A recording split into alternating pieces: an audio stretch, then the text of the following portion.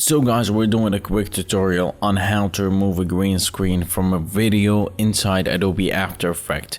As you guys can see, I have here a video with a green screen background that I'm going to remove.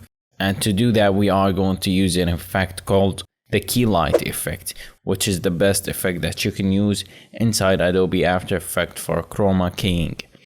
And to apply that effect, we are going to select our layer right here, the video, and go to Effect Control and right click in this panel and go to Keying and then Keylight.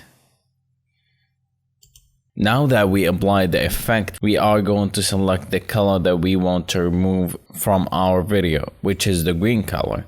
But first, I need to look at the video and see where is the darkest color that I have here in the green, and try to pick it, which is, I think it's right here. It's gonna be good. So guys, now we have removed the green screen, but we have problems that we need to fix. And to fix them, we are going to change the view to screen matte. And the screen matte view shows us the background as a black and the body as a white color. So what we are going to do is that we are going to look at the RGB info right here, and we're going to make the black color to be 0.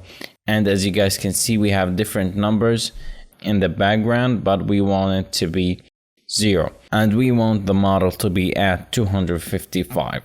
And to do that is very simple. We are going to go to Screen Matte right here, and we are going to adjust the clip black and clip white. So we are going to raise the clip black by clicking and dragging.